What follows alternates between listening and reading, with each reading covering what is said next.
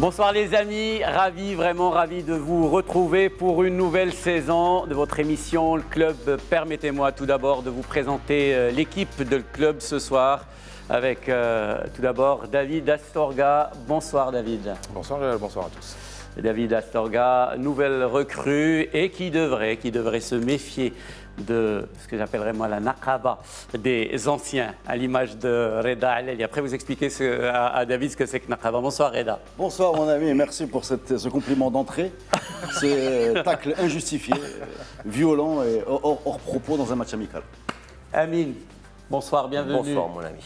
C'est une révolution, ce plateau, il est magnifique. En tout cas les amis, moi j'ai repris la même équipe, hein, parce que tout l'argent est parti, bien entendu, dans ce studio. C'est les seuls qui acceptent de venir. Et c'est tout ce que j'ai pu me permettre ce soir. Donc, et pour cette nouvelle saison de Le Club, j'ai gardé la même équipe également de consultants avec Fred Hermel pour la Liga, Hervé Penaud pour le championnat de France, pour le football africain, avec aussi Julie Rosselin qui sera parmi nous cette saison, avec aussi pour l'Angleterre notre ami Aurélien Devernois, David Lortolari pour la Bundesliga ou encore Simone Rovera pour ce qui est de championnat d'Italie. On va beaucoup parler d'Italie cette saison. Donc j'ai tout mis sur le plateau et j'espère qu'il vous plaît. Bah, c'était pour mettre fin aux rumeurs qui annonçaient Gary Lineker. Ouais. Donc finalement, laquelle qui débarquait avec nous. Non, c'est une rumeur. Non, c'est une rumeur. Non, l'argent pour Gary Lineker ou pour Thierry Henry comme consultant, on l'a mis ailleurs. Thierry Henry en Angleterre, c'était 5 millions d'euros de livres à l'année. Il y a de quoi faire. Bon, ça va. Du boulot. Vous êtes, Par contre, il faut quand même préciser qu'on est extrêmement bien assis. C'est une première.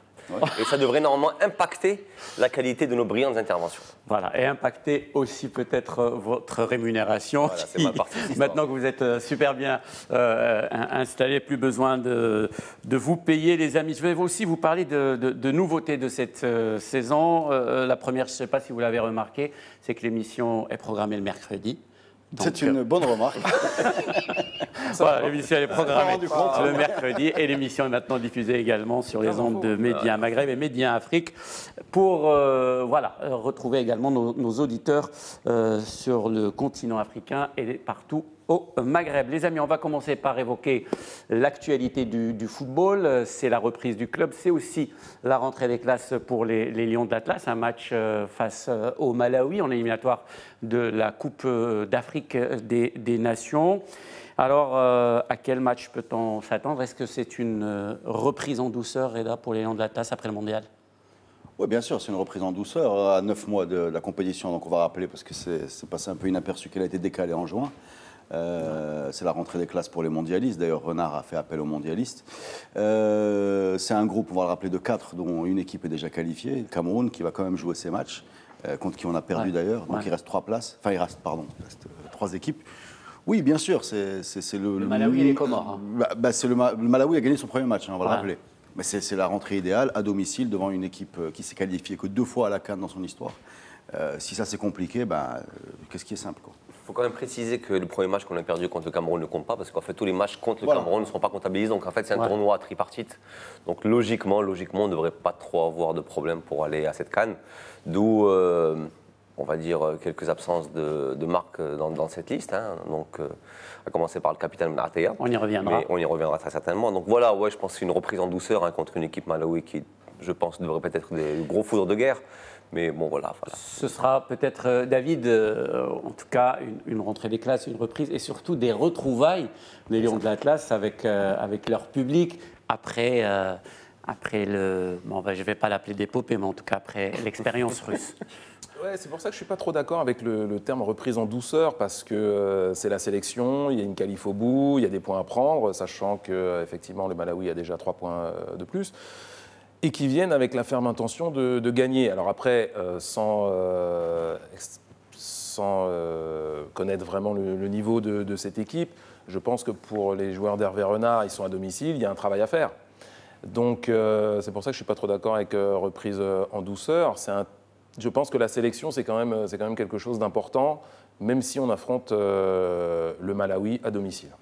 Je sais que vous en avez parlé durant en tout cas le voyage et l'arrivée ici à Rabat. Cette nouvelle polémique Mehdi Benatia, juste pour rappeler Mehdi Benatia qui a raté le dernier match de l'équipe du Maroc face à l'Espagne en Coupe du Monde. On a parlé d'une blessure peut-être diplomatique. En tout cas, Hervé Renard n'a pas fait appel à son capitaine qui a réagi aujourd'hui. Il a dit qu'il n'était pas du tout blessé, que c'était voilà, que c'était des mensonges et que Benatia était disponible, il était sélectionnable. Aujourd'hui, nouvelle affaire Mehdi Benatia, alors que le sélectionneur Hervé Renard l'a toujours soutenu, Benatia. Mais apparemment, Benatia a fait un communiqué pour dire « je ne suis pas blessé ». J'ai demandé au sélectionneur, hein, c'est selon ses termes à lui et son communicant. Il n'a pas dit qu'il avait demandé. Il a juste dit qu'il n'était pas blessé. Voilà, il avait demandé. Non, ça change tout, Amine. Ça change il tout. fait une déclaration pour dire à travers son communicant, donc Nabil Barka, quelque chose comme Nabil ça. Barka. Voilà, pour dire j'ai demandé au sélectionneur de me laisser à la disposition de mon club pour pouvoir justement essayer de gagner ma place. Aujourd'hui, c'est sorti aujourd'hui. Après, affaire dans l'affaire, pour moi, Benatia est beaucoup plus proche de la fin que du début. Donc, oui, pour un capitaine, ça fait mauvais genre. Mais honnêtement, voilà, pour moi, c'est pas non plus ce qui va révolutionner cette équipe nationale du Maroc. Il manquera pas à grand monde. Comme tu l'as dit, c'est le capitaine. Ouais. Et c'est vrai que nous, au 360 Sport, on se pose un petit peu des questions. Parce qu'un joueur international qui est capitaine d'une sélection prestigieuse comme les Lions de l'Atlas, qui sort d'une Coupe du Monde, il y a quand même la CAN dans quelques mois, tu as dit 9 mois. Ouais. J'ai du mal à comprendre qu'il demande au sélectionneur de ne pas venir faire un match qualificatif au pays, au Maroc. En tant que capitaine, je ne comprends pas d'autant, David, que ce même capitaine a raté le dernier match juste après l'élimination du Maroc. Rappelons, le Maroc a été éliminé juste après donc, le match contre le Portugal et qu'il n'ait pas joué le dernier. Ouais, il y a un malaise, bien sûr, il y a un malaise. C'est amusant parce que, bon, Amine m'apprend, je ne savais pas qu'il avait... Moi, j'ai vu la vidéo où il explique qu'il n'est pas blessé. Avant ça, j'ai vu une réponse à un tweet par Twitter où il disait arrêtez des mensonges, Hervé Renard, c'est plus que mon coach, c'est mon ami. Voilà. C'est d'ailleurs une situation un peu ubuesque où Benatia nous dit il n'y a pas de problème avec Hervé Renard, je ne suis pas blessé, mais il ne peut pas faire un troisième tweet en disant ce qui se passe. Donc, voilà, c'est facile de dire, mais il nous dit ce qui ne se passe pas. Ce qui ne se passe pas, c'est un problème.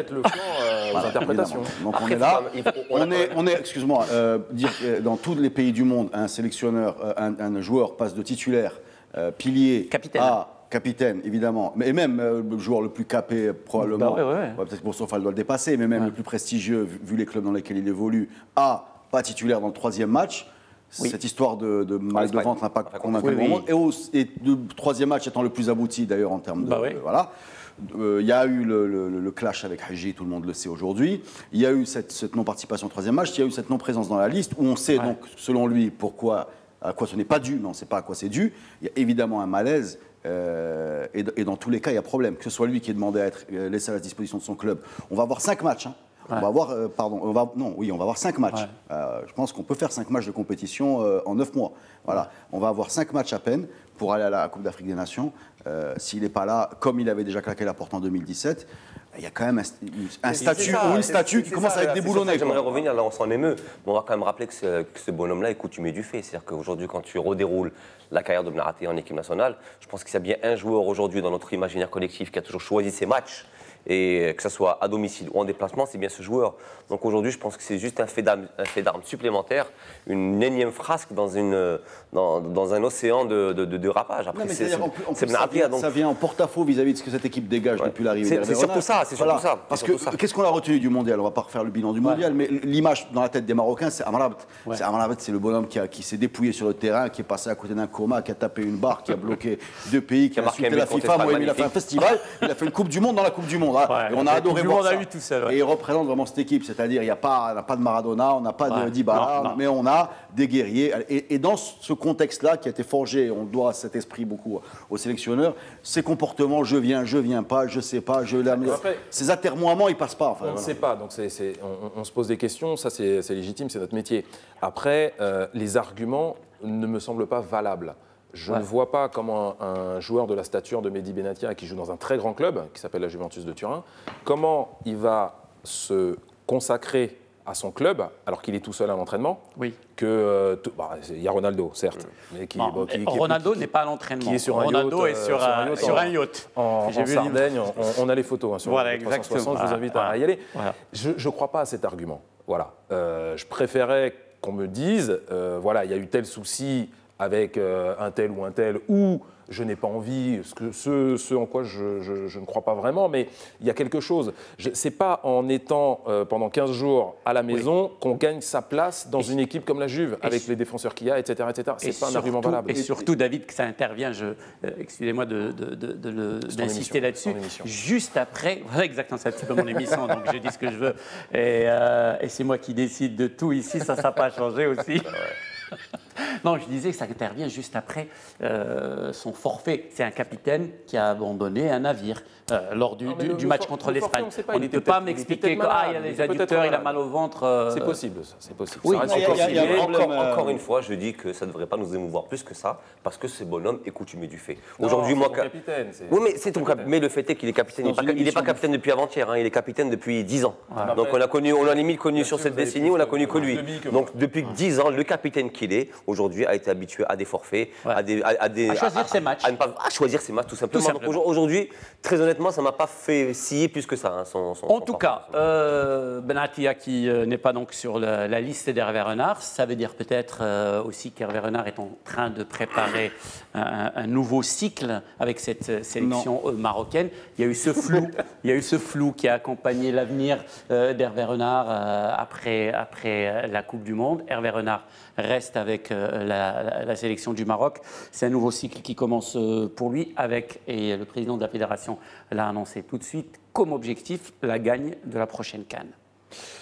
Oui, enfin, un nouveau cycle, moi je vois plutôt ça comme la prolongation. C'est-à-dire qu'on a souvent parlé de la moyenne d'âge de cette équipe, de beaucoup de cadres. Non, mais un nouveau cycle d'Hervé Renard en tant qu'entraîneur, il ne va pas tout bouleverser en un claquement de doigts. Oui, non, mais déjà, c'est pour moi une bonne idée. Enfin, parce que déjà, il y a une Coupe d'Afrique, un événement, et un projet et un titre qui manque au Maroc depuis 62 ans, c'est la Coupe d'Afrique des Nations. On disait, Boursofa est âgé, Ahmadi est âgé, Benatia est âgé, bon bref, on ne va pas faire, Dirar est âgé. Mais tout ce beau monde peut tirer 9 mois. Je suis d'accord, et c'est très bien qu'il ait réussi. Oui, mais c'est très bien. Moi, je trouve que c'est une bonne idée qu'il ait réussi à les mobiliser autour d'un projet comme ça sur 9 mois. C'est une très bonne. Tourner la page aujourd'hui, 9 mois avant une compétition, ça n'avait pas de sens. Voilà. Donc voilà. Alors, on va peut-être perdre Benatia dans l'affaire. Mais après, excusez-moi, mais cette idée de on va gagner la CAN, moi, je veux dire, on a suffisamment versé dans l'arrogance pour faire l'impasse cette fois-ci. Si on peut juste rappeler que ça fait depuis 14 ans qu'on n'a pas dépassé les quarts de finale. Avant ça, on peut rajouter... Allons-y tranquille. C'est comme les équipes qui annoncent « je veux gagner la Ligue des Champions ». Calme-toi déjà. Que le président ait un objectif, oui. C'est légitime, c'est son rôle aussi mais nous, on a quelque chose. On a un passif. C'est-à-dire qu'on arrive tous les 2 ans, on veut gagner la CAN. Ouais, je t'explique. C'est bien. Oui, c'est très bien. Mais c'est encore mieux de le faire. On est d'accord. Annonçons les demi-finales. Ça commence par une ambition. Ça commence par ça. Il faut avoir un minimum d'ambition. Je ne vois pas un président dire bon, on va aller pour faire glorieusement un premier tour et rentrer voir nos familles. Non, il place aussi la barre peut-être assez haut pour son équipe. Il veut remobiliser cette équipe après la Coupe du Monde. L'idée derrière ça, on l'a compris. L'idée, c'est quoi? C'est de dire on a fait un mauvais match, enfin vite, contre l'Iran, on a tenu tête plus ou moins au Portugal, on a été bon contre l'Espagne, je parle de score. Donc, normalement, la CAN, c'est dans la poche. Voilà l'idée qu'il faut détruire. Quand même. Non, mais c'est ça ce que des gens disent. Je suis désolé, parce que quand le Maroc va en Coupe du Monde, on sort du cercle des gens qui regardent le foot, et tout le monde, ta tante, ta grand-mère regarde les matchs d'équipe du Maroc et se dit, on sort, non mais c'est vrai, la Coupe du Monde, c'est de la grosse exposition, tout le monde a une opinion. Ah, on a failli battre l'Espagne, la CAN dans 6 mois, c'est cool, quoi. On va y aller juste pour la ramasser. Et ce truc-là, ça serait catastrophique, parce que on s'est suffisamment cassé les dents avec des générations beaucoup plus fortes que celle-là, celle de 86, celle de 98, était, en termes de talent, voilà, pour apprendre au moins l'humilité qu'on avait fini par avaler jusqu'à avoir ces 3 matchs de Coupe du Monde qui nous ont encore chauffé la tête. C'est formidable parce que j'ai l'impression qu'à chaque veille de Cannes, c'est le même discours. Oui. C'est exactement le même discours. Et chaque fois, on la gagne. Jusqu'au moment où on la gagne. Véritablement, jusqu'au moment où on va la gagner. Après, je pense qu'il y a l'ambition du président qu'il affiche, c'est normal, c'est son rôle. Après, ce que pensent les observateurs, les gens, c'est aussi véhiculé par le profil de l'équipe. Aujourd'hui, vous avez des joueurs qui jouent à la Juve, qui jouent à Schalke 04, on a souvent eu ça à un moment. Et qui jouent dans des gros clubs, qui jouent dans des grosses compétitions, et vous êtes mondialiste. Le fait d'être parmi les 5 nations... C'est la seule nouveauté. Oui, mais ça change beaucoup de choses. Ça change beaucoup de choses. Ça fait de vous, de fait, un candidat crédible. Que ce soit vrai, tout comme les 4 autres mondialistes. Oui, comme les. Mais d'accord. L'Égypte aussi. D'accord, mais déjà, il y en aura 2 en finale. Voilà. Donc voilà. Mais je pense que c'est quelque chose de légitime et on ne peut pas empêcher les gens qui aiment le foot, qui regardent le foot, d'avoir du rêve pour cette équipe. Même s'il faut savoir tempérer les choses, parce que sur le match de l'Espagne, parce que j'entends beaucoup parler du match de l'Espagne, la VAR, etc. Après, il faut regarder les choses telles qu'elles sont. 0 point contre l'Iran, 0 point contre le Portugal, 1 point contre l'Espagne. C'est un mondial raté. Bien sûr. Et beaucoup de gens, ici au Maroc, pensent que le mondial est réussi parce qu'il y a une bonne prestation contre l'Espagne à un moment où il n'y avait plus d'enjeu. Et je pense qu'effectivement, je suis d'accord avec toi Reda, il faut faire attention à ça. La réalité, c'est que le Maroc a été la première équipe éliminée du mondial. Donc c'est un fiasco. Donc il y a une revanche à prendre. Et c'est pour ça que je ne suis pas d'accord aussi. Il faut nuancer David, c'est que quand tu n'as pas vécu ce qu'on a vécu nous pendant 15 ans, c'est en termes juste d'engagement et d'envie, ou 20 ans, ou enfin tellement longtemps, c'est qu'aujourd'hui, non 20 ans par rapport au mondial, mais on va dire depuis 2004, depuis 2004, aujourd'hui rien que le fait d'avoir fait une CAN, donc la précédente, et une Coupe du Monde, avec juste de la grinta, et comme disait Reda, avec des guerriers, notamment symbolisés par un Marabout aujourd'hui qui est... juste ça, c'est un mondial réussi. Effectivement, mathématiquement, c'est catastrophique. Rapidement, les amis, rapidement, parce qu'il faut qu'on passe à autre chose. Et d'envie, je vais te laisser tempérer rapidement pour qu'on passe du tirage au sort des compétitions africaines. Rapidement, on ne va pas refaire ici le bilan de la Coupe du Monde. Je tempérais, on a été la première équipe éliminée parce qu'on était dans le groupe B, donc s'ils avaient joué avant nous, ils auraient été éliminés les autres. Deuxièmement, on ne peut pas se contenter de juger les résultats. Donc c'est une question de tirage au sort. On ne peut pas se contenter de juger les résultats. Moi, je ne suis pas monté au... Voilà, on ne peut pas se contenter de juger les résultats. Quand tu regardes la physionomie du match contre le Portugal, oui, ils ont géré, mais globalement, par rapport à là d'où on venait, sincèrement, tu sais qu'on n'était même pas... on parlait de Benatia, après 2 matchs d'éliminatoire à la Coupe du Monde, avec laquelle apporte l'équipe nationale. C'est-à-dire qu'il n'imaginait même pas qu'on y aille. Alors nous, tu imagines... Avec 2 points sur 6 possibles. Avec 2 points sur 6, voilà, et 4 points de retard sur la Côte d'Ivoire. Y aller, voilà, louper contre l'Iran, ça on en a parlé, ne pas se faire balader, tenir tête plus ou moins, voilà, on est là. Sincèrement, on avait alors bien sûr, c'est naturel, c'est ambitieux d'espérer avoir mieux, tout ce que tu veux, mais sur la physionomie des matchs, il y a eu un pressing, il y a eu des choses qui sont passées, il y a eu une énorme carence devant, voilà, c'est ça ce qui nous... Mais parler de fiasco, ça me semble un peu excessif. Le tirage au sort des compétitions africaines des clubs cette semaine, marqué par un petit couac en direct, cette cérémonie de tirage au sort avec le Wydad de Casablanca qui a annoncé déjà d'abord contre le Horia Conakry Club qu'il avait croisé en phase de poule et puis après ils ont changé. Donc ça sera à l'entente de Steph. Parlons juste des résultats de ce tirage au sort. Ligue des Champions pour Amine, Coupe de la CAF pour Reda. Et son rage. Je peux m'en le torse, je suis bien. Sans parole. Oui, enfin, c'est pas le pire des tirages, honnêtement. Oui. L'équipe de Ta aussi, je pense qu'elle peut être dans l'absolu relativement prenable. Elle est 6e sur le championnat, donc c'est pas non plus des foudres de guerre. C'est pas une très grosse expérience non plus au niveau africain. Après, maintenant, le Wydad est quand même champion de titre. C'est pas une équipe qui vient de nulle part. Voilà, donc enfin, tant qu'on n'a pas vu le match, je dis juste que c'est abordable. C'est pas non plus, c'est pas du Ahly, c'est pas du. Je pense que c'est faisable. Aujourd'hui, une demi-finale est envisageable contre certainement l'Ahly si elle réussit aussi son quart de finale. Après, voilà, je pense que c'est un bon tirage. Voilà, pour le faire simplement, c'est un bon tirage parce que c'est une équipe aujourd'hui qui a peut-être moins d'expérience, moins de talent, entraînée par un Marocain qui connaît bien la Botola, mais bon, aujourd'hui, ça fait plus d'un an que Ta aussi est parti. Il faut voir le premier match, mais je pense que c'est un bon tirage pour le Wydad. Est-ce que le Wydad de Casablanca, plus généralement, là, je pose la question aux deux, a aujourd'hui les moyens de remporter un 2e titre de champion d'Afrique? Est-ce que pour rééditer, Même lui, non, parce que toi tu vas parler du Raja. Vas-y Reda, alors réponds. C'est mon heure de gloire. Voilà, exactement.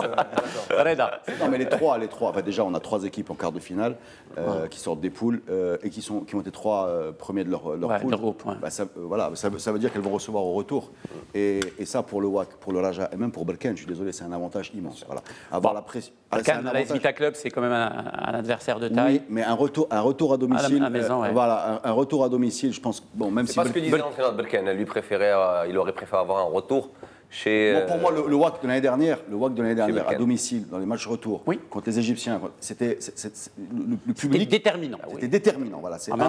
Je suis tout à fait d'accord avec ça. Et c'est valable aussi pour le Raja. Donc c'est 3 retours qui se feront à domicile.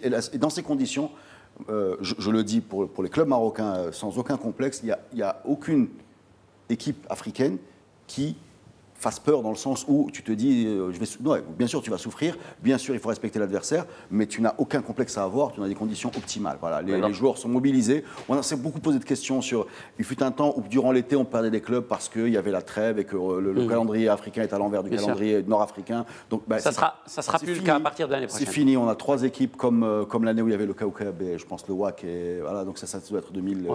Voilà, ça fait longtemps qu'on n'a pas eu 3 clubs comme ça.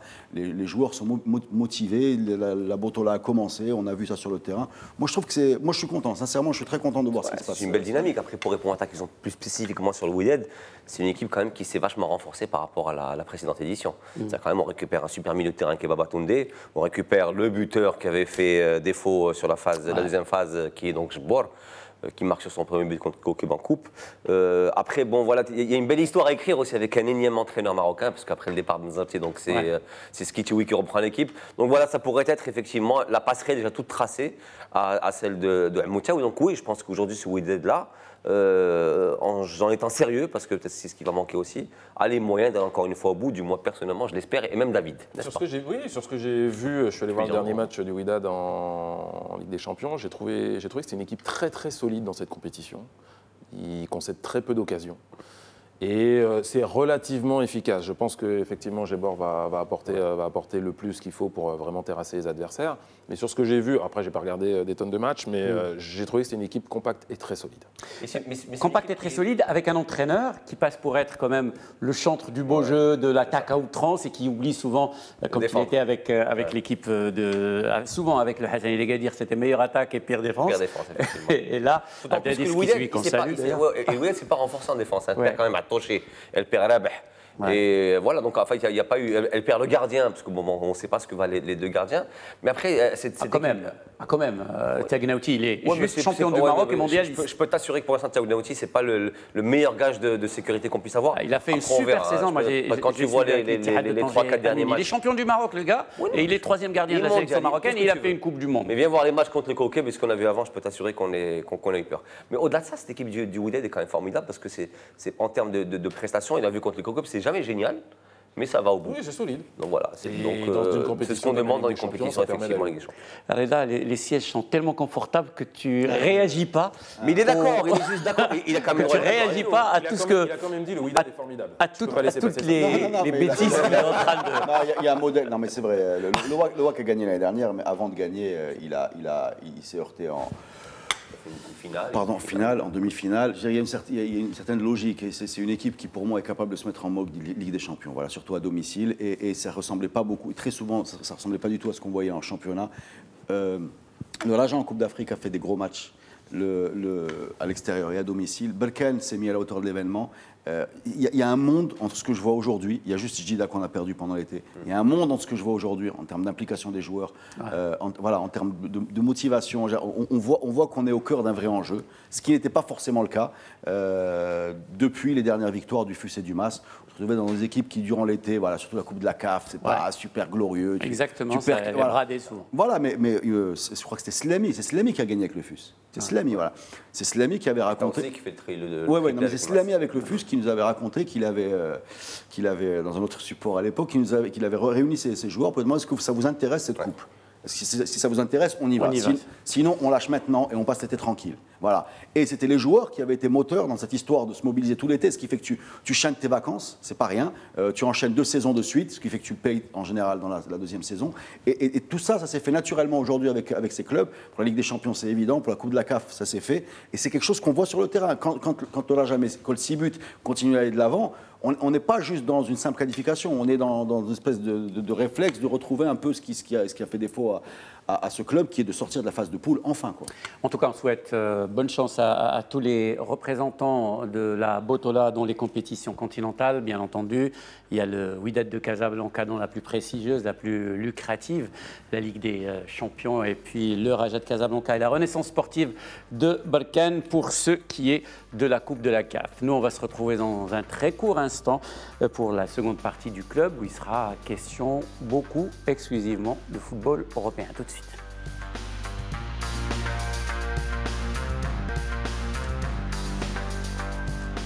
Rebonsoir les amis, bienvenue dans cette seconde partie du club.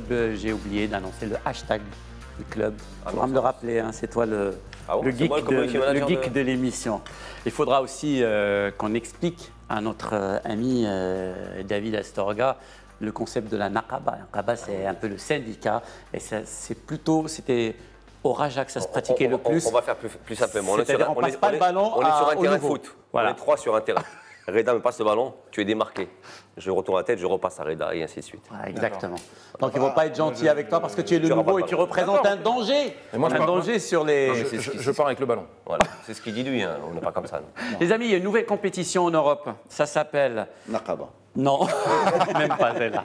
C'est la nouvelle compétition en Europe. C'est une nouvelle invention de l'UEFA, la Ligue des Nations. C'est un petit peu... On va essayer d'occuper ces grandes sélections pendant des années où il n'y a pas de véritable compétition. La Ligue des Nations, on va changer un petit peu les habitudes des équipes nationales. Ce n'est pas du tout une révolution, comme nous l'explique notre consultant à Paris, Hervé Penaud. Bonsoir Hervé. Bonjour les amis, oh quel plaisir de vous retrouver pour cette nouvelle saison. La Ligue des Nations. Ah ben voilà. Mettons, il y a des choses nouvelles qui naissent chaque année. Plus de matchs, toujours plus de matchs. Alors pourquoi ça a été inventé? Très simplement pour éviter en gros aux sélections de s'ennuyer avec des matchs amicaux et puis d'arriver à avoir des matchs à certains niveaux. C'était l'idée derrière, créer une nouvelle petite compétition. Alors il y a un petit enjeu à la fin puisque si vous voulez, en gros, il y a 55 équipes qui disputent cette Ligue des Champions avec différents groupes, 4 groupes. Alors, on va s'intéresser aux plus grosses équipes, hein, c'est-à-dire les équipes du groupe A. Et donc, ces équipes du groupe A, 4 groupes, 3 équipes dans chaque groupe. La France, par exemple, affrontera l'Allemagne puis les Pays-Bas. Et pendant ces 6 mois de compétition, un petit peu plus, hein, jusqu'en juin, ben vous arriverez à une finale, à une demi-finale, 2 demi-finales, puis une finale, c'est-à-dire un mini-championnat dans cette Ligue des Nations, mais qui permettra au final, beaucoup plus tard, au moment des éliminatoires du championnat d'Europe, qu'il faudra qualifier les équipes, d'avoir 4 places quand même grâce à cette Ligue des Nations. Donc voilà, il y a ce petit enjeu derrière, mais attention, il ne faudra pas que ce soit déjà des équipes déjà qualifiées durant les éliminatoires, donc ça veut dire d'une certaine manière que bon, ça va vraiment être à la marge, très à la marge. Mais enfin bon, il y aura ce petit enjeu. Mais voilà, c'est plutôt une compétition pour avoir des matchs avec un peu plus d'intérêt que de simples matchs amicaux. Voilà, beaucoup plus d'intérêt pour ces matchs de Ligue des Nations que des matchs amicaux. Un petit tour de table, David, je commence par toi. Je ne suis pas fan de l'idée. Je trouve que ça fait doublon avec les éliminatoires de l'Euro. Alors qu'il y ait une petite compétition sur les années impaires, pourquoi pas? On fait un tournoi sur invitation et puis voilà, ça. Parce que là, on va se perdre, on va plus savoir le groupe de la Ligue des Nations, on ne sait plus quoi fait quoi. Et puis c'est toujours pareil, cette espèce d'universalisme du foot. Moi, j'ai vécu l'Euro 2016 en France, c'était une purge. Ouais. Alors, si le seul intérêt, c'était de voir les Islandais qui faisaient clap-clap, super. Ouais. Moi, ça ne m'intéresse pas, personnellement, en tant qu'amateur de foot. Donc, voilà, après, il y a des gens qui trouvent ça très bien, mais je trouve que le niveau des compétitions s'affaiblit. Même la Coupe du Monde, hein, en élargissant. C'est vrai, c'est une réalité. Et puis, les joueurs se plaignent très souvent qu'ils jouent trop, et c'est une réalité aussi. Non, mais ça, c'est pas une compétition en plus. Elle remplace un peu les matchs amicaux. Des matchs amicaux. Ce ne sera pas des matchs en plus. De fait, si, parce qu'il y aura une compétition sur les années impaires. Donc ça fait des matchs en plus. Parce que pour l'instant, il n'y a pas de compétition sur les matchs impaires. Amine. J'ai rien compris. Pareil. Vraiment, j'ai rien compris à l'explication d'Hervé. Il a fait de son mieux, il était très didactique. J'ai essayé de lire un petit peu, j'ai fait des recherches. J'ai rien compris. Ce que j'ai compris, effectivement, c'est qu'il n'y aurait pas de match en plus. C'est qu'il y aurait un champion, mais aussi 4 places qualificatives directes pour l'Euro les années paires, et qu'il y aurait un champion les années impaires. Et surtout compris qu'il y aurait plus de sponsors et d'argent pour l'UEFA. Ouais. Et je m'arrête là. Ce que n'a pas dit. Ce qu'il n'a pas dit. Allez, là. Non, déjà, mea culpa, je viens de lire sur Twitter que c'était Hamoud et Slamy. Est-ce qu'on a besoin d'une nouvelle compétition? J'ai des doutes. Est-ce qu'on a besoin d'une nouvelle compétition? Est-ce qu'il y a un manque? Non, c'était juste pour donner plus d'intérêt aux matchs amicaux, avoir un tout petit truc, avoir des affiches aussi tout le temps, par exemple, et avoir un peu plus de fric. L'argent, voilà. Pas nous, hein, mais les télés. Voilà. Est-ce qu'on a besoin de pimenter? Tu ne peux pas tout avoir. Tu ne peux pas avoir un siège confortable et en plus tu veux de l'argent. Est-ce qu'on a besoin de pimenter ces dates FIFA avec des matchs amicaux? Oui, oui. Parce que c'est clair que c'est un moment... voilà. Est-ce qu'on a besoin de fabriquer cette espèce de machine à laquelle personne n'a rien compris? Parce qu'on a bien compris comment on allait être champion de la Ligue des Nations. Ça va être le modèle Ligue des Champions, en gros, avec des poules suivies par un tournoi à 4. Par contre, personne n'a été capable de m'expliquer, pourtant j'ai fait des gros efforts, comment on arrivait à l'Euro en partant de la Ligue des Nations. Voilà. Et on a quand même aussi l'impression que cette compétition va servir très, très rapidement de substitut aux éliminatoires de l'Euro. Pourquoi? Parce qu'aujourd'hui, les grosses nations font une pression. Apparemment aussi. Voilà, les grosses nations font pression pour pouvoir s'éviter d'avoir des matchs un peu pièges, désagréables, où il n'y a rien à gagner contre les îles Féroé, le Gibraltar, etc. Les éliminatoires restent. Voilà. Non, mais je pense qu'à terme. À terme, c'est à mon avis, il n'y a plus de barrage. C'est-à-dire qu'ils sont en train de casser. De chaque groupe, tu n'auras plus le troisième qui rentre. En mettant des divisions A, B, C, D, ils sont en train de casser le tabou qu'il y avait cette espèce d'illusion de démocratie qui faisait que tu pouvais avoir un sang marin, Italie, bon, même c'est des voisins, etc. Là, on est en train de casser ça, on est en train de fabriquer là. Et on est en train, nous, alors maintenant je parle en tant que Marocain, parce qu'à la limite, moi je ne suis pas supporter particulier d'une équipe nationale, mais en tant que Marocain, donc une sélection qui est proche de l'Europe, mais qui n'est pas en Europe, on va avoir beaucoup moins d'occasions au cours des matchs amicaux de se mesurer à nos voisins. Ce qui était quand même, parce qu'un match amical, c'est pas que sportif, c'est aussi politique, c'est sociétal. Il y a beaucoup de choses qui se passent. Apparemment, ils vont pas utiliser toutes les dates de FIFA de matchs amicaux pour cette compétition. Il y en aura beaucoup moins. Mais il y en aura beaucoup moins. Mais ils vont en laisser quelques-uns pour permettre justement aux équipes européennes de se frotter aux équipes du reste du monde. D'où bravo, Reda. Moi, j'y ai pas pensé effectivement au fait qu'il y aura de moins en moins de matchs avec des sélections africaines et notamment, par exemple, maghrébines. En tout cas, cette compétition va nous offrir une super belle affiche. Ça sera donc ce jeudi, l'Allemagne à Munich contre l'équipe de France, les champions du monde, les deux derniers champions du monde d'ailleurs. En tout cas, une occasion pour la sélection allemande, une sélection revancharde, de faire oublier un petit peu son cauchemar russe. C'est en tout cas le vœu, le souhait du capitaine Manuel Neuer. Ja, hallo zusammen. Wir freuen uns auf jeden Fall, dass wir wieder. Bonjour tout le monde. Nous sommes heureux de nous retrouver pour cette nouvelle saison internationale, pour cette première apparition après la Coupe du Monde. Nous voulons commencer dans la joie et la bonne humeur. Nous voulons d'abord jouer notre football à nouveau. Nous savons ce que nous devons rectifier. C'est pourquoi nous attendons avec impatience ces prochains défis. Pour ce match face à la France à Munich, nous savons que ça sera compliqué face aux champions du monde. Mais nous avons la chance de nous mesurer à la meilleure équipe du moment. Nous sommes capables de réaliser un bon match et pourquoi pas gagner devant nos supporters. Das wird eine harte und schwere Aufgabe. On dit même que c'est un test très très important, surtout pour l'entraîneur Joachim Löw, parce que c'est sûr que l'Allemagne, c'est pas de ses habitudes de virer des entraîneurs ou de changer souvent d'entraîneur. Mais là, la pilule, en tout cas, du mal à passer pour ce qui est de la sélection allemande après son élimination dès le premier tour. Même au niveau extra-sportif, avec l'affaire Ozil aussi. Ouais. Parce que ça avait pas mal défrayé la chronique. Et Gundogan, en Allemagne. est-ce qu'il sera sifflé ou pas? Ouais. Non, mais voilà, après, ils jouent les champions du monde, donc ils ont encore l'excuse de se dire si on gagne, c'est très bien, on a battu champion du monde. Si on perd, on a perdu quand tu es champion du monde. Alors, ceci dit, dans l'histoire récente entre les deux nations, la France l'emporte en Allemagne. Donc, 1-0, je crois. Non. Il y a eu plusieurs matchs, mais je me souviens d'Henri et Trezeguet, etc. Et puis même à l'Euro, ils ont été battus. Donc voilà, après, quand on dit que la pilule a du mal à passer, je pense que si elle avait autant de mal à passer, ils auraient viré Joachim Löw. Ce qu'ils n'ont pas fait, ils l'ont maintenu, ils l'ont prolongé. Donc voilà. C'est culturel. Je crois qu'Allemagne, c'est 10 entraîneurs en 100 ans. Ouais, une dizaine.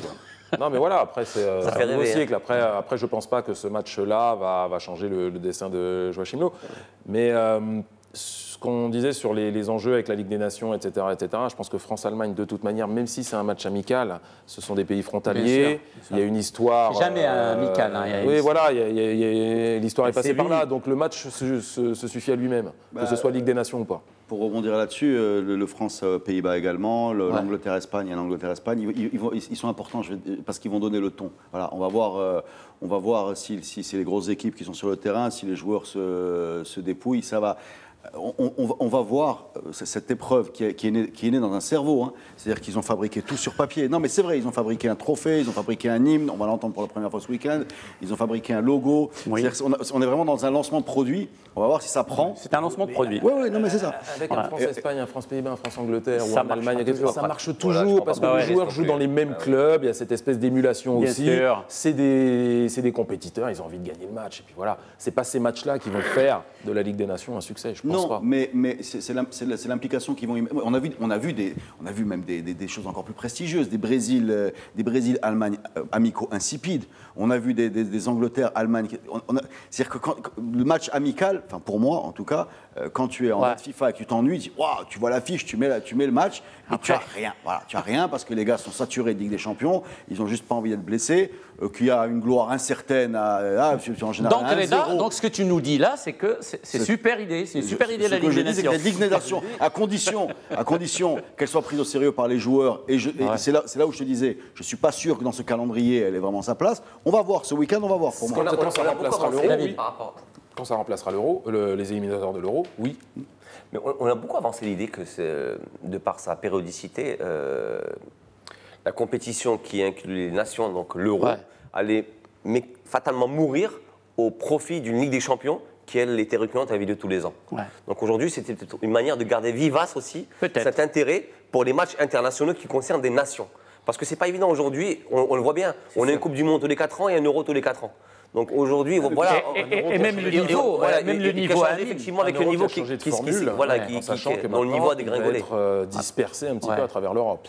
Il a aussi et on disait que ces compétitions allaient mourir au profit de. Donc la FIFA allait perdre aujourd'hui un intérêt même financier par rapport à une UEFA qui deviendrait plus puissante avec sa Ligue des Champions. Il n'y a qu'à voir, Ami, je ne sais pas si vous êtes d'accord avec moi, l'énorme gap aujourd'hui qu'il y a entre le football des nations et le football des clubs. La Ligue des Champions aujourd'hui n'a absolument plus rien à voir avec une compétition aussi prestigieuse que la Coupe du Monde. Oui, mais en même temps que tu as c'est porté juste par d'un point de vue technique, on voit bien les équipes de Coupe du Monde. Voilà, exactement. Les matchs sont moins intenses, les schémas tactiques basiques. En termes d'émotion, mais en même temps, non seulement l'émotion, mais la passion. C'est les peuples se passionnent.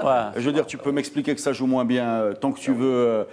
Quand il y a le Maroc, Maroc-Iran, mais c'est valable pour tous les pays. Et même, tu vois, la production collective globale, la planète est en ébullition. Voilà. Ça ne sera jamais le cas pour un Real Liverpool, même si c'est très populaire. Voilà. Il se passe quelque chose pendant un mois. C'est une sorte de fête. Le foot peut-être est de moins bonne qualité, c'est clair, qu'en Ligue des Champions. On peut raisonnablement penser qu'un des top 10 clubs européens serait très facilement en finale de Coupe du Monde.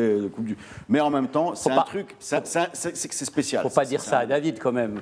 David qui est champion du monde, il ne faut pas lui dire que n'importe quel club européen peut-être que le PSG aurait pu gagner la Coupe du Monde. Mais qui te parle plus, toi, le PSG ou l'équipe de France?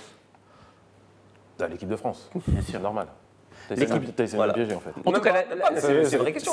En tout cas, les amis, la Ligue des Nations. Je précise juste que je suis champion d'Afrique en titre avec le Wydad. D'ailleurs, tu l'as vu en deuxième mi-temps. D'ailleurs, tu m'as vu en deuxième mi-temps, je rentre à 103e minute. C'est moi qui fais le centre pour le coup de boule.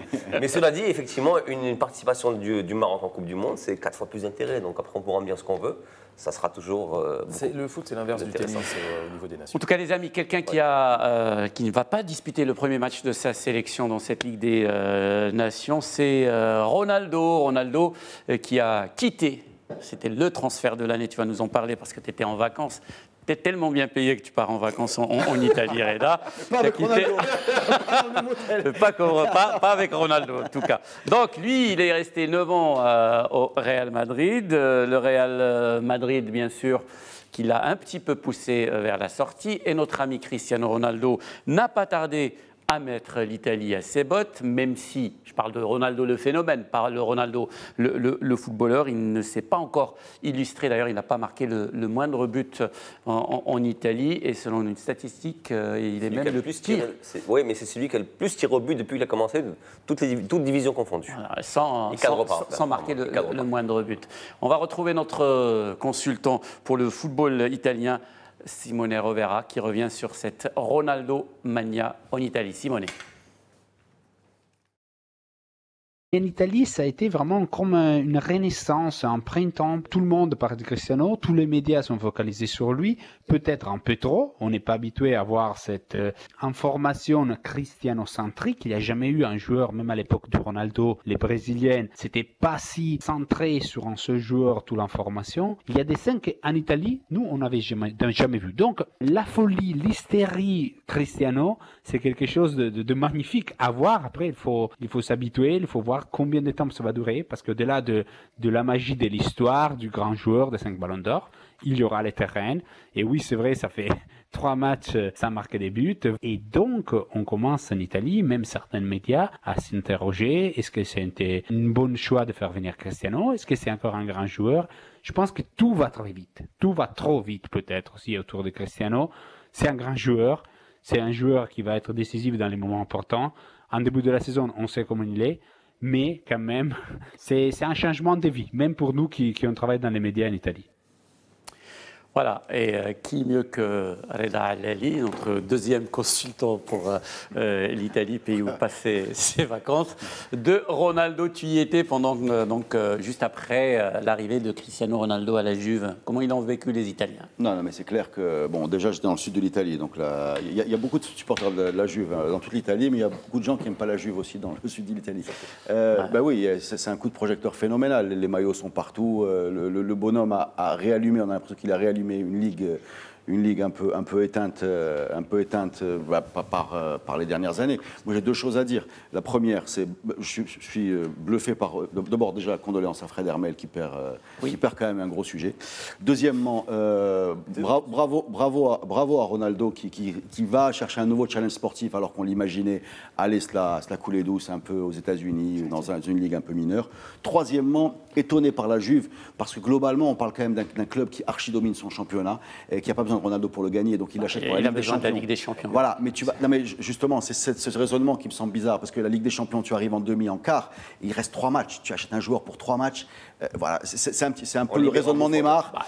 Reda, il n'achète pas que pour ça, il achète aussi pour le prestige d'avoir le meilleur joueur. Sportivement, il achète pour la Ligue des Champions. Avec Messi, la promotion aussi de machin. En plus, ils n'ont pas vraiment cassé leur tirelire pour l'avoir, le gars, 100 millions d'euros. Voilà, sportivement, moi je trouve que ça ne ressemble pas trop à la Juve, je suis surpris, mais j'attends de voir. Moi j'aime bien le foot. Il y a un projet. Il y a un projet. Il y a un projet, c'est de gagner la Ligue des Champions, c'est une ligne. Mais c'est normal. Oui, mais c'est normal. Tu l'as dit, ils surdominent leur championnat. Oui, mais le risque d'acheter un joueur pour 2-3 matchs, je trouve ça risqué, comme Neymar. Mais il n'achète pas pour 2-3 matchs, il l'achète pour l'exposition universelle pour la Juve et pour la Serie A qui est en train de renaître. On va en parler prochainement avec l'Inter de Milan, le Milan AC qui Imaginons, puisqu'il y a une rumeur persistante qui envoie Zidane là-bas, et c'est pas complètement incongru, on sait qu'il s'est mis un petit peu en retrait du football, etc. On dit même que ça a été lié, le départ de Zidane au... futur. Il refuse beaucoup de choses. Ça pourrait aussi redonner un second cycle à Fred Hermel. Zidane et Ronaldo à la Juventus. Il faudrait qu'il apprenne l'italien. Mais je pense que c'est quelque chose qui est faisable pour la Juve, et je comprends tout à fait la stratégie, même si elle est risquée. Je veux dire, le prestige aujourd'hui, c'est pas de gagner la Serie A pour la Juve. Ça fait 7 années de suite qu'ils gagnent ce trophée. Je pense que pour eux, le prestige, c'est de gagner avec des champions. Ils l'ont pas gagné depuis 1996 et ils ont fait des finales depuis. Donc voilà. Et après, et Antonio Conte. C'est un empire. C'est Agnelli.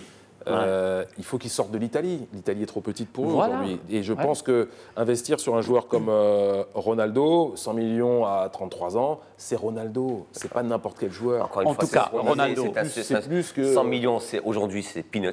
Bah oui. surtout pour un joueur, ça trempe. Oui, sur le marché des transferts, qui a tout compris. La valorisation boursière de la Juventus a dépassé le milliard de dollars pour la première fois avec l'arrivée de Ronaldo. Ouais. Donc tout ça participe d'un gros montage de business qui est très efficace et qui est très bien fait. Est-ce que vous pouvez mettre de côté cette séquence où quand même il nous a fait une analyse sur la valorisation boursière de la Juve? Moi, j'ai suivi pas là-dessus.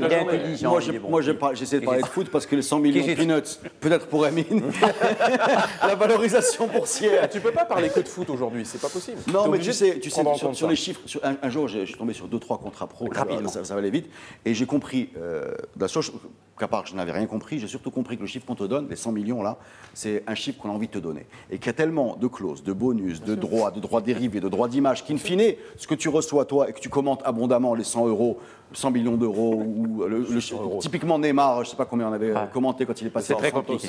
Voilà, exactement. C'est un chiffre qu'on a envie de te donner qui est très très loin, dans un sens ou dans l'autre, selon les intérêts de ceux qui communiquent, de la réalité que couvrent, je répétais, les bonus, les machins, etc. En tout cas, Cristiano Ronaldo qui quitte le Real Madrid, il a été poussé vers la sortie, comme je vous le disais tout à l'heure. En tout cas, il n'a pas été retenu par Florentino Pérez, qui n'a pas du tout pardonné à Cristiano Ronaldo sa réaction après la finale de la Ligue des Champions, le 3e titre d'affilée pour le Real Madrid. Le Real qui n'a pas vraiment remplacé Cristiano Ronaldo. Et ce que nous explique Fred Hermel, c'est que le Real a énormément d'argent. Il y avait 300 millions d'euros pour recruter. 3 fois peanuts. Voilà, exactement, 3 fois peanuts. Mais qui ne l'a pas fait. Selon le barème de Narmoni. 3 fois peanuts. On écoute. Tu sais qui c'est qu'on va écouter? Fred Hermel. C'est à toi. C'est étonnant. Le Real Madrid a plus de 300 millions d'euros en cash, en caisse. Le Real Madrid était prêt à dépenser sur 300 millions d'euros pour remplacer Cristiano Ronaldo. Oui, je vous le dis. Mais ils étaient prêts à claquer cet argent seulement pour 2 joueurs. Ou Mbappé, ou Neymar. Pour le reste, le Real ne voulait pas mettre 100 millions sur un Lewandowski, 120 millions sur un Rodrigo Moreno. Non, le Real estime qu'avec Gareth Bale, avec Asensio, qui est l'espoir du football espagnol, avec Karim Benzema, et puis aujourd'hui avec Mariano, qui n'a coûté que 22 millions pour être sur le banc, on estime que le marché a été bien fait. C'est l'opinion des dirigeants. On ne claque beaucoup d'argent que pour des grandes stars, pas pour des joueurs moyens. Voilà, donc Ronaldo qui commence une nouvelle vie en Italie. Et je ne sais pas si vous avez vu cet été aussi ces tests physiques avec la Juventus, juste impressionnant. Rapidement les amis, parce qu'on va se quitter dans pas longtemps, on va parler de The Best. Bien sûr, le titre de meilleur joueur de la FIFA. Et il n'y a pas de trace de champion du monde dans la liste, en tout cas la shortlist, les 3 nominés pour ce trophée, ce qui rend notre ami Hervé Penaud complètement Penaud et inconsolable. Hervé Penaud. Où sont les Français? Où sont les Français? Mais où sont les Français dans The Best? Mais c'est où ça? Griezmann, Mbappé, Varane, mais ils sont où? Où ils sont où? Ils sont pas effectivement dans ce trio. Le trio, Mohamed Salah, Cristiano Ronaldo et favori, Modric. Pourquoi? Alors ça peut paraître bizarre évidemment qu'aucun Français soit dans les meilleurs joueurs du monde. Alors ils ont gagné la Coupe du Monde et que vous avez quand même un joueur comme Varane qui a gagné aussi la Ligue des Champions. Et ben en fait, il faut bien comprendre une chose, c'est que le problème d'avoir trop de joueurs français à très haut niveau, et ben ça amenuise finalement leur chance de gagner. Pourquoi? Parce qu'au moment de voter, et ben certains ont tendance, si vous voulez, à disperser leur vote. L'un pour Varane, l'un pour Griezmann, l'un pour Mbappé. Alors que quand vous êtes croate, vous allez en finale de Coupe du Monde, il n'y a qu'une seule personne pour qui on vote. Tous les votants, ils pensent à Modric. Et donc, comme le panel, c'est joueurs, capitaine des sélections, sélectionneurs, supporters et journalistes, et ben au final, il y en a pas mal qui ont mis des voix à droite et à gauche, et 3 autres joueurs sont sortis du lot, donc, et des joueurs qui, évidemment, vous vous dites, Salah, il n'est pas allé loin avec l'Égypte, mais Salah fait quand même une immense saison. Donc son nom n'est jamais oublié quand il faut parler des 5. Par contre, les Français, on ne va pas mettre 4-5 Français dans chacun des votes. Donc, d'une certaine manière, eh ben, ils sont victimes de leur succès, du succès général et de ce qu'on avait pensé de l'équipe de France durant la Coupe du Monde, le succès d'une équipe, pas spécialement d'un joueur, même si Mbappé a évidemment montré tout son talent durant cette Coupe du Monde. Voilà un petit peu pourquoi on peut surtout pas parler de scandale. C'est pas un scandale, c'est un peu injuste certainement, mais pas scandaleux. Ça fait partie finalement de ce type de votant. Mais attention, le Ballon d'Or France Football fin d'année, ce sera peut-être très différent, et un Français pourra se rapprocher beaucoup plus du sommet, et le Ballon d'Or France Football est quand même la récompense ultime et suprême pour tout joueur de football au monde. Et donc là, à ce moment-là, j'espère bien qu'un Français va venir grimper tout là-haut. Moi, je l'adore en tout cas. Moi, Hervé Penaud, je lui donne de best. Est-ce que tu es d'accord avec ce qu'il dit ? Est-ce que les Français sont victimes du fait qu'ils étaient trop nombreux ? Oui, je pense que son explication, elle tient la route. Après, je pense qu'il y a aussi une espèce de forme de jalousie. C'est-à-dire que beaucoup de gens pensent qu'effectivement, l'équipe de France a fait ce qu'il fallait pour être championne du monde, mais elle a fait rêver personne, à part les Français. Ouais. Donc je pense que de la part des capitaines, etc., il y a une espèce de forme de jalousie qui trouve que la Croatie était plus méritante, etc. etc. La Belgique. Après, oui, notamment. Après, ça fait partie de ce type d'élection. On ne peut pas plaire à tout le monde, pour paraphraser une émission du PAF. Mais on a l'habitude quand même, quand quelqu'un, prenons juste le cas de Varane, en tout cas, il a le meilleur palmarès possible sur une saison. Mais bon, il n'est pas champion d'Espagne, mais il a la Ligue des Champions et il est champion du monde. Donc c'est plus le palmarès qui fait ce genre d'élection, et c'est vrai aussi pour le Ballon d'Or. C'est plus là-dessus que ça se juge. Varane, il est peut-être très sympa, mais je veux dire, il n'imprime pas. Et souvent pour le Ballon d'Or, entre Cristiano Ronaldo et Messi, ça se décidait au niveau de la Ligue des Champions. Celui qui gagne la Ligue des Champions, il gagne. Ultime que ces prix individuels dans un sport éminemment collectif sont une complète hérésie. En tout cas, Reda, lui, comme il nous l'a promis la dernière fois, il ne parle pas des récompenses individuelles dans une compétition, pour un sport collectif. C'est la fin. Oui, rapidement. Surtout, tu disais surtout que si vous avez un petit moment, allez télécharger les PDF des votes des capitaines d'équipe dans les précédentes éditions pour les versions qui se votent. C'est à mourir de rire, l'espèce de diplomatie qui fait que tu votes pour ton pote de club. Enfin, c'est tellement grotesque que ça ne mérite vraiment pas d'analyse. Et d'ailleurs, je vais contredire Hervé Penaud pour terminer. Le plus grand trophée d'un joueur, c'est évidemment pas le Ballon d'Or, c'est la Coupe du Monde. Voilà. Et la France a déjà donc ce super trophée. C'est bien. David, merci beaucoup. Merci à vous, les amis. C'était un plaisir de t'avoir parmi nous. Plaisir partagé. Bienvenue pour nous accompagner quand c'est possible pour toi. Amin Rahmouni. Merci à toi, je te remercie pour ces sièges. C'était un super plaisir, il ne faut pas me remercier moi.